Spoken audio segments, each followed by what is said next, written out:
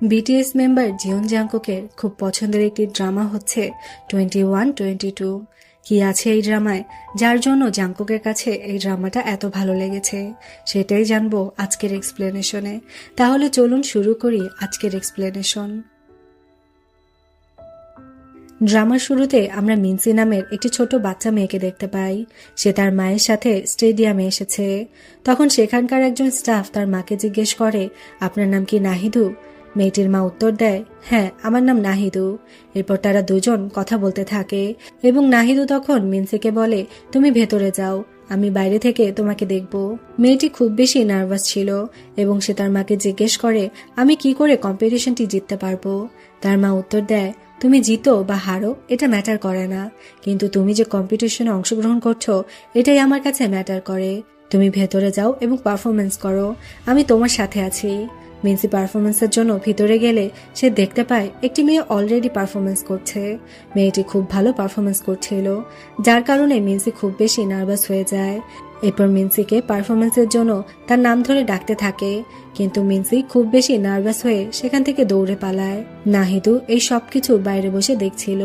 সে দেখতে পায় তার মেয়ে বাইরে চলে এসেছে। নাহিদু মেয়েকে জিজ্ঞেস করে, তুমি এই অডিশন কেন দিলে না? এই অডিশনটি তোমার জন্য কতটা গুরুত্বপূর্ণ ছিল? মিনসি বলে, আমার মনে হয় না আমি জিততে পারতাম। আপনি আমার আগের জনের পারফরমেন্স দেখেননি? নাহিদু বলে, তুমি জেতো বা হারো এটা বড় বিষয় না, কিন্তু তুমি যে পারফরমেন্স করছো সেটাই বড় বিষয়। মিনসি বলে, আজকে পর থেকে আমি বেলিরিনা আর কখনো করব না। এরপর সে তার ড্রেস এবং জুতো ডাস্টবিনে ফেলে সেখান থেকে চলে যায়। এরপর মিনসি যায় তার নানুর বাসায়। তার নানুকে বলে, আমি বাসায় যাব না, আমি আমার গরমের ছুটি এখানেই কাটাবো।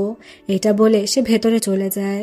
তার নানু তাকে কিছুই বলে না, শুধুমাত্র তার দিকে তাকিয়ে মুচকি হাসতে থাকে। মিনসি রুমে গেলে আমরা দেখতে পাই রুমের ভেতরে অনেকগুলো মেডেল এবং সার্টিফিকেট ছিল, আর এই সবকিছু ছিল তার মায়ের।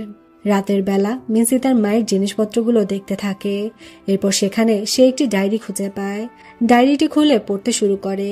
ডায়েরির একটি পাতায় লেখা ছিল, শনিবার ওই ছেলেটিকে আমি আবার দেখব। মিনসি মনে করে তার মা এই ডায়েরিটি তার এক্সের সম্পর্কে লিখেছে, যার কারণে ডায়েরিটা পড়ার আগ্রহ তার আরো বেড়ে যায়। সে ডায়েরিটি পড়তে শুরু করে। সালটা ছিল 1998। নাহিদু সকাল সকাল তার স্কুলের জন্য দৌড়াতে থাকে। আমরা তাকে খুব বেশি খুশি দেখতে পাই। এরপর সে ক্লাসে গিয়ে তার ফ্রেন্ডকে বলে, আজকে আমি খুব খুশি। তার ফ্রেন্ড কারণ জিজ্ঞেস করলে সে বলে, আজকে শনিবার, আর এটা বলে সে ব্রেঞ্চেই ঘুমিয়ে যায়। স্কুল ছুটি হতেই নাহিদু জোরে জোরে দৌড়াতে থাকে। সে দৌড়ে একটি জায়গায় আসে।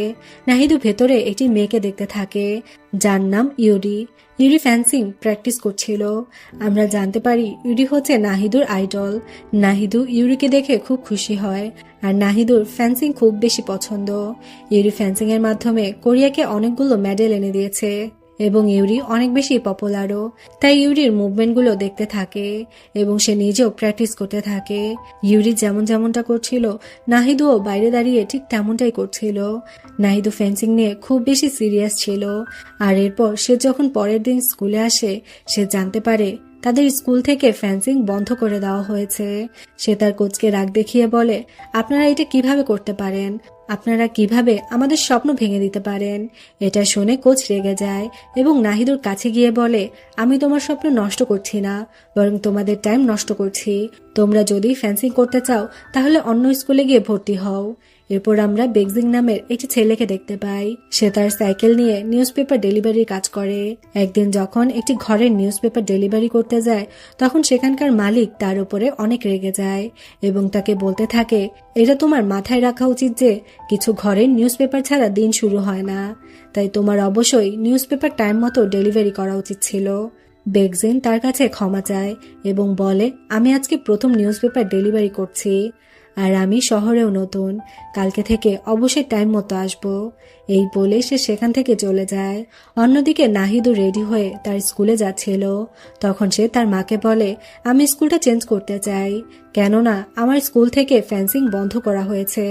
তখন তার মা বলে, ঠিক আছে, তুমি ফেন্সিং ছেড়ে দাও, তাছাড়া এমনিতেও তোমার মধ্যে কোনো ট্যালেন্ট নেই, আমি তোমার স্কুল চেঞ্জ করব না।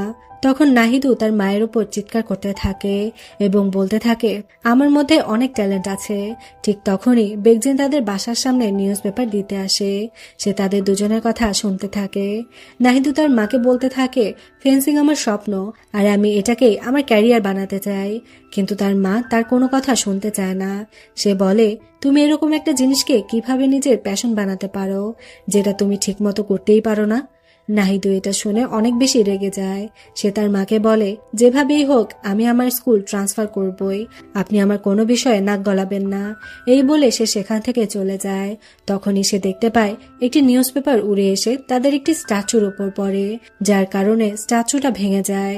আর এর কারণে সে আরো বেশি রেগে যায়। সে দৌড়ে বাইরে আসে। বাইরে এসে বেগজিনকে দেখতে পায়। সে বেগজিনকে বলে, তোমার নিউজ পেপার ছুঁড়ে মারার কারণে আমার স্ট্যাচুটি ভেঙে গেছে। বেগজিন এই কথাটা একদমই মানতে চায় না। তার কথা হচ্ছে, নিউজ পেপার ছোড়ার কারণে কিভাবে একটি স্ট্যাচু ভাঙতে পারে। নাহিদু বেগজিনকে তাদের ঘরে নিয়ে স্ট্যাচু দেখায় এবং বলে, দেখো তুমি কি অবস্থা করেছো। বেগজিন নাহিদুকে বলে, তোমার স্ট্যাচুটি কি ফেক? নাহিদু এটা শুনে রেগে যায়। বেগজিন সেই স্ট্যাচুটির দাম জিজ্ঞেস করে। নাহিদু তাকে বলে, আমি তোমার কাছে টাকা চাইনি। তখন বেগজিন তাকে জিজ্ঞেস করে, তাহলে তুমি কি চাও? নাহিদু চিৎকার করে বলে, আমি জানি না, আমি অনেক রেগে আছি। আর এটা বলেই সে সেখান থেকে চলে যায়। নাহিদু চলে যাওয়ার সময় বেগজিন তার দিকে তাকিয়ে থাকে। এরপর বেগজিন যেহেতু এই শহরে থাকবে, তাই সে তার জন্য ঘর খুঁজতে থাকে। একটি ঘর সে পেয়েও যায়। ঘরের মালিক তাকে দেখে বলে, তোমাকে তো দেখে খুব বেশি বড়লোক মনে হচ্ছে, তুমি এখানে কি করছো? মনে হয় তুমি শহরে পড়তে এসেছো। বেগজিন এই মালিককে বলে, যদি আমি বড়লোক হতাম তাহলে আমি এখানে থাকতাম না। তো যাই হোক, বাড়ির মালিক তাকে একটি ঘর দিয়ে দেয়। আর বেগজিন সেই ঘরে গিয়ে দেখতে পায় সেই ঘরটি খুব বেশি নোংরা এবং অনেক ভাঙা ছিল। আর তখনই তার পুরনো দিনের কথা মনে পড়ে যায়। যখন সে খুব বেশি বড়লোক ছিল, তখন তার লাইফস্টাইল কেমন ছিল। তার কোনো বিষয়ে টেনশন ছিল না। সে স্কুল থেকে তার বাসায় এসে গেম খেলতো, কমিক পড়তো এবং অনেক মজা করত। সে পুরনো দিনের কথা ভেবে অনেক বেশি মন খারাপ করতে থাকে। তখন সে দেখতে পায় তার ঘরের পাইপ লিক হয়ে পানি পড়ছে। তখন সে সেটাকে ঠিক করতে শুরু করে। এরপর আমরা দেখতে পাই বেগজিন একটি বুক স্টোরেও পার্ট টাইম জব করতে থাকে। আর তখনই সেখানে নাহিদও চলে আসে। সে বেগজিনকে দেখে জিজ্ঞেস করে, এই বুক স্টোরের আঙ্কেল কোথায়? তখন বেগজিন বলে, সে কিছু সময়ের জন্য বাইরে গেছে। নাহিদও বলে, আমার হাউসফুল এডিশন চলে এসেছে, আমাকে সেই বইটি দাও। বেগজিন বলে, ওই বইটি তো বিক্রি হয়ে গেছে। নাহিদু তখন বলে, আমি এই শপের রেগুলার কাস্টমার, আর তুমি আমার জন্য না রেখে বইটি বিক্রি করে দিলে। বেগজিন তাকে বলে, তুমি কাল এই সময় আবার এসো, আমি তোমার জন্য অন্য একটি বই রেখে দিব। নাহিদু তাকে বলে, আচ্ছা ঠিক আছে, তবে আমার আসতে একটু দেরি হতে পারে, তাই তুমি বইটি দয়া করে সামলে রেখো। আর এটা বলে সে সেখান থেকে চলে যায়। এরপর নাহিদু আবারও দৌড়ে সেই জায়গায় চলে আসে সেই খেলা দেখার জন্য। তখন সেখানকার কোচ চলে আসে এবং নাহিদুকে দেখে জিজ্ঞেস করে, তুমি কে? নাহিদু কোচের পেছন পেছন ভেতরে চলে আসে। সে কোচকে বলে, আমি ফেন্সিং শিখতে চাই, দয়া করে আপনি আমাকে আপনার টিমে নিয়ে নিন। কোচ তখন বলে, আমরা এভাবে তো কাউকে শেখাই না, তবে তুমি যদি শিখতে চাও তবে আমাদের স্কুলে জয়েন করো। তখন নাহিদু এই স্কুলে জয়েন হওয়ার কথা ভাবে, কেননা তাকে ফেন্সিং শিখতেই হবে। আর এজন্য তাকে এমন কিছু করতে হবে যাতে করে তার স্কুল থেকে তাকে বের করে দেওয়া হয়। এরপর সে সেখানে ভর্তি হতে পারবে। পরের দিনে নাহিদু প্ল্যান করে সে তার স্কুলের কিছু মেয়েদের সাথে ইচ্ছে করে লড়াই করবে, যাতে করে তাকে স্কুল থেকে বের করে দেওয়া হয়। এরপর নাহিদু তার প্ল্যান মোতাবেক স্কুলের একটি মেয়ের সঙ্গে ইচ্ছে করে ধাক্কা খায় এবং তার দিকে ঘুরে বারবার ঝগড়া করতে থাকে। তখন ওই মেয়েটি নাহিদুকে বলে, তুমি ফেন্সিং করো না, তোমার সামলে চলা উচিত এবং তোমার ভালোভাবে প্র্যাকটিস করা উচিত, আর আমাদের দেশকে রিপ্রেজেন্ট করা উচিত। এটা বলে মেয়েটি সেখান থেকে চলে যায়। নাহিদুর এই প্ল্যানটি তখন ফেল হয়ে যায়। এরপর সে অন্য কিছু মেয়েদের প্ল্যান শুনতে পায় যে তারা অন্য একটি স্কুলের মেয়েদের সাথে লড়াই করবে। তারপর নাহিদু তাদের পেছন পেছন তাদের সেই লড়াই স্থানে যায়। মেয়েগুলো লড়াই শুরু করলে আমরা দেখতে পাই নাহিদু পুলিশকে কল করে সে মেয়েগুলোর লড়াইয়ের কথা বলে এবং সেখানকার লোকেশন দিয়ে দেয়। এরপর নাহিদু দেখতে পায় একটি ছেলে এসে তাদের স্কুলের মেয়েকে মারছে, আর এটা দেখে সে তখনই তাকে মারতে শুরু করে। কিছুক্ষণ পর সেই মারামারির স্থানে পুলিশ আসে। পুলিশ দেখে সবাই ভেগে গেলেও নাহিদু সেখানেই দাঁড়িয়ে থাকে। সে পুলিশকে বলে, এই মারামারি আমি লাগিয়েছি। তবে তারপরেও পুলিশ তাকে কিছুই বলে না, উল্টো পুলিশকে এ বিষয়ে ইনফর্ম করার জন্য তাকে ধন্যবাদ দিয়ে সেখান থেকে চলে যায়। এর ফলে নাহিদু খুব বেশি ডিপ্রেসড হয়ে যায় এবং সে রাস্তায় শুয়ে বাচ্চাদের মতো কাঁদতে থাকে। পরের সিনে দেখা যায় নাহিদু ছাদে দাঁড়িয়ে দেখে ইউরিন ছাতা ছাড়া দাঁড়িয়ে আছে। সে ছাদ থেকে তার নিজের ছাতাটি ইউরিনকে দিয়ে দেয় এবং নিজেকে তার বড় একজন ফ্যান হিসেবে পরিচয় দেয়। নাহিদু মনে মনে প্রতিজ্ঞা করে সে যে করেই হোক ইউরিনারি স্কুলে পৌঁছাবেই। নাহিদু এবার নিজেকে বিপদে ফেলতে সেজেগুজে একটি নাইট ক্লাবে যায়। সেখানে সে ভুল করে একটি প্রাইভেট রুমে ঢুকে পড়ে, যেখানে বেকজিন তার বন্ধুদের সাথে ড্রিঙ্কস করছিল। বেকজিন তাকে সেখানে দেখে অবাক হয়। সে নাহিদুকে সেখান থেকে বের করে নিয়ে আসে। নাহিদু কান্না করে বলে সে ফ্যান্সিং শিখতে চায়, কিন্তু তার মা কোনোভাবেই তাকে সাহায্য করছে না। বেকজিন নাহিদুর মন ভালো করার জন্য তার কাছে লুকিয়ে রাখা ফুল হাউস বইটি তাকে দেয়, আর এরই সাথে তারা একে অপরের বয়স ও নাম জেনে নেয়। নাহিদু জানতে পারে বেকজিনের বয়স 22 বছর। পরের দিন সকালে নাহিদু তার মায়ের কাছে শেষবারের মতো স্কুল ট্রান্সফারের অনুরোধ জানায়। নাহিদুর মা তার ক্লাবে যাওয়ার কথা জানতে পেরে খুব রেগে যান এবং তার কমিক বইটি ছিঁড়ে ফেলেন। নাহিদু অনেক কষ্ট পায় এবং তার মার উপর রেগে যায়। নাহিদু ছেঁড়া কমিক বইটি কোনো রকম জোড়া লাগিয়ে রাতের বেলা গোপনে সেই বইটি ফেরত দিতে যায়, কিন্তু বেকজিনের হাতে ধরা পড়ে।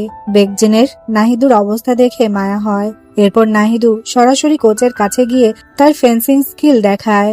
কোচ একটি আপেল ছুঁড়ে দিয়ে নাহিদুর দক্ষতা পরীক্ষা করেন এবং নাহিদু তাতে সফল হয়। এরপর একটি কয়েন গেমের মাধ্যমে কোচ নাহিদুকে তাদের টিমে নিতে রাজি হন।